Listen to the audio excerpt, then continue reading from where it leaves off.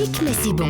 Anne Romanoff. Déjà presque 48 heures qu'Emmanuel Macron a été élu président de la République et rien n'a changé en France. Rien. La honteux. croissance n'est pas montée, Non. le chômage n'a pas baissé, c'est scandaleux. Regardez, aujourd'hui on est le 9 mai, il fait même pas beau. Les Français râlent toujours autant et je suis toujours pas mariée à Georges Clooney. C'est une feignasse ce Macron. Je suis déçue, mais déçue. Moi, je croyais qu'après son élection, les fontaines publiques donneraient de la limonade, que le stationnement payant serait gratuit, que les serveurs de café feraient des bisous aux clients. Oui, bien Mais sûr. non, rien. Macron, démission. Ah, c'est vrai, il n'a pas encore eu son investiture. En attendant, hier, j'ai regardé le documentaire Les coulisses d'une victoire avec une pensée émue pour l'équipe qui a suivi Marine Le Pen pendant des semaines et qui maintenant essaye désespérément de vendre son documentaire Les coulisses d'une défaite à la chaîne Campagne TV. Le documentaire sur Macron, mais c'était bien. Emmanuel, il était beau, comme un acteur d'une série américaine. On a découvert l'équipe de campagne d'Emmanuel Macron, que des mecs jeunes, mignons, intelligents, en costume cravate, concentrés sur la stratégie de campagne, le téléphone à la main.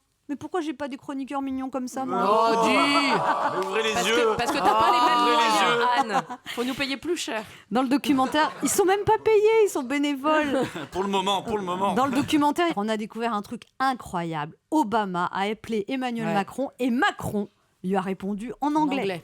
Ça, c'est une nouvelle stupéfiante. On a enfin un président qui parle bien anglais. Alléluia. Bon, c'est vrai que c'était pratique avec Chirac, Sarkozy, Hollande, c'est que quand ils parlent anglais, il n'y avait pas besoin de sous-titres, on captait tout.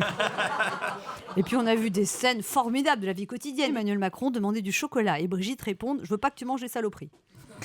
Et là, j'ai eu une révélation. C'est pour ça que Brigitte rentre dans du 36. Et voilà. Elle mange pas de chocolat. Je vais demander à cette femme de me suivre H24 pour surveiller mon alimentation. Elle mange pas de chocolat devant la caméra. Attention. Alors bien sûr, ce documentaire, c'était du marketing, du storytelling. De toute façon, depuis dimanche soir, on a l'impression de vivre avec Emmanuel Macron. Des reportages sur sa ville natale, Amiens. Rien qu'hier, j'en ai vu 8. Je savais pas qu'il y avait autant de trucs à raconter sur Amiens. La ville d'Amiens, ils n'avaient pas un gros budget pour le tourisme, mais là, ils pleurent de joie. Au rythme où ça va, dans 2 jours, ils vont nous présenter son pédiatre, sa chasse-femme, et dans 1 semaine, la première échographie de sa mère. On sait tout d'Emmanuel Macron. Il aime les cordons bleus dans les restos-routes. Il mesure 1m73. Il a été surnommé André Rieu pendant ses études à cause de sa chevelure. Depuis dimanche, on nous fait manger du Macron matin, midi et soir. C'est plus un président, c'est un candidat à Secret Story.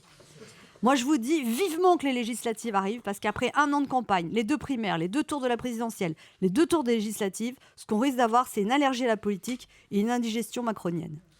Bravo. Europe 1, midi 30. Anne